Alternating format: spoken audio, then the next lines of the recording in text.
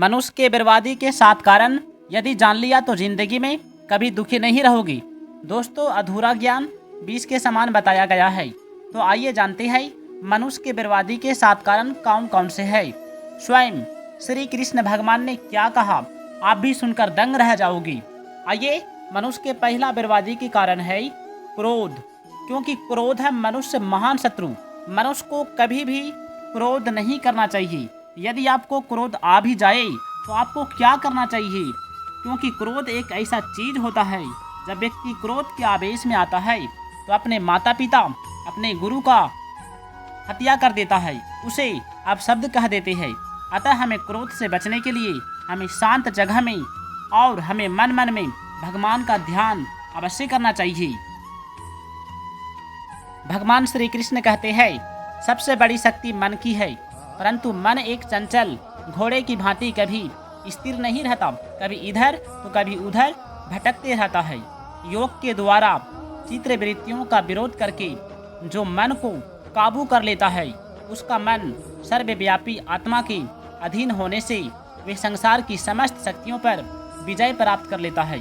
अतः हमें मन को काबू करना अत्यंत आवश्यक है।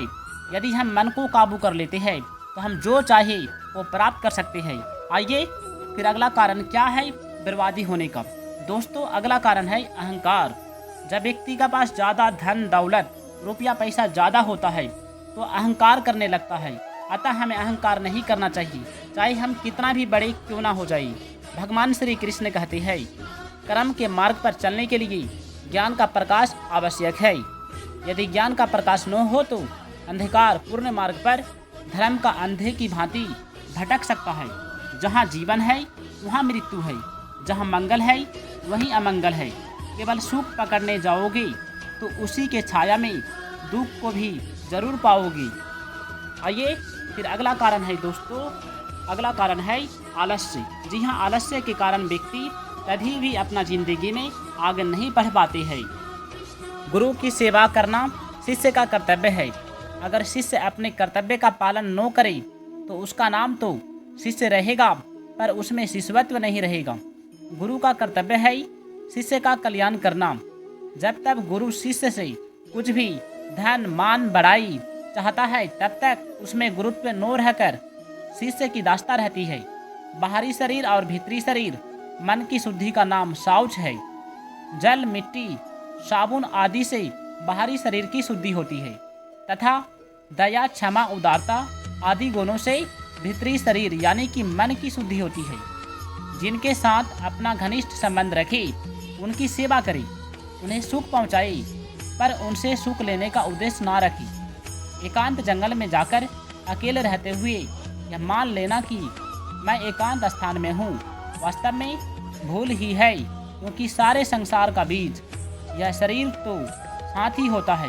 वास्तव में जब तक शरीर होने का अहंकार नष्ट नहीं होता, सारे संसार से संबंध बना ही रहता है, चाहे कितने एकांत स्थान पर चले जाएं। भगवान के हर जगह सिर, मुंह, नेत्र, हाथ, पैर और कान है। उनका दर्शन कहीं भी किया जा सकता है। भगवान सबसे प्रेम और अपनापन रखते हैं, लेकिन किसी से मोह नहीं रखते। जो उत्पन्न होता है वह कार्य कहलाता है, और जिसके द्वारा कार्य की सिद्धि होती है वह कर्म कहलाता है। अर्थात क्रिया करने के जितने उपकरण हैं वे सब कर्म कहलाते हैं।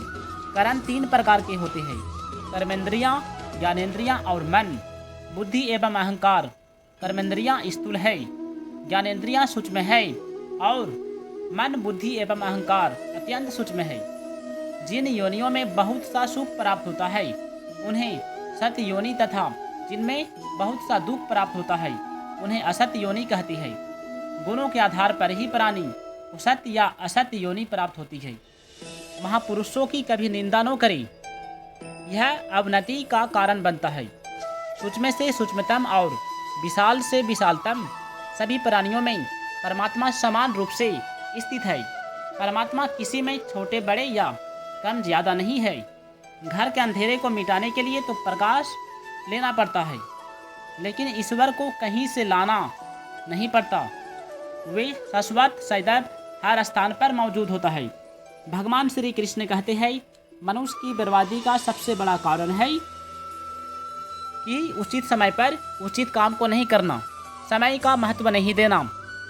जैसे मान लीजिए कोई स्टूडेंट परीक्षा का तैयारी करता है, अगर वह उचित समय पर उचित चीज़ों को नहीं पढ़ता है तो उसका परिणाम खराब आ जाएगा, तो बाद में वह रोएगा।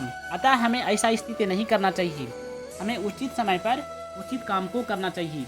भगवान श्री कृष्ण कहते हैं बुराई का त्याग होने पर दूसरों की सेवा होती है, वह बड़े से बड़े दान पुण्य से भी नहीं हो सकती। इसलिए बुराई का त्याग भलाई का मूल है। जिसने बुराई का त्याग कर दिया है वही प्राणी मात्र की भलाई में जुट सकता है। जैसे समुद्र में जल ही जल होता है, ऐसे ही संसार में मृत्यु ही मृत्यु है। संसार में पैदा होने वाली कोई भी वस्तु शाश्वत नहीं है, वह हर क्षण मृत्यु की ओर बढ़ रही है। इसलिए संसार को मृत्यु का सागर कहा गया है। मनुष्य में अनुकूल एवं प्रतिकूल दोनों आदतें रहती है। सांसारिक घटना परिस्थिति तथा प्राणी पदार्थों में अनुकूल प्रतिकूल आदतें राग द्वेष उत्पन्न करके मनुष्य को संसार में बांध देती है। मनुष्य जिस भाव से भगवान की शरण लेता है उसी भाव से भगवान उसे आश्रय देते हैं। मैं क्या हूँ इसका तो पता नहीं, पर मैं ही हूँ इसका सबको पता है। मैं क्या हूँ को खोज लेना ही ईश्वर को पा लेना है।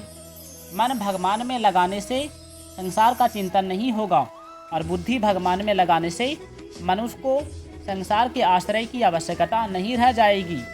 सांसारिक सुख पदार्थ कर्म करने से प्राप्त होते हैं, लेकिन भगवान की प्राप्ति भावना द्वारा होती है। कर्मों को भगवान को अर्पण करने से व्यक्ति आसानी से भगवान को प्राप्त कर लेता है। किसी एक विषय में होशियारी प्राप्त करने के लिए बार बार प्रयत्न करने का नाम अभ्यास है।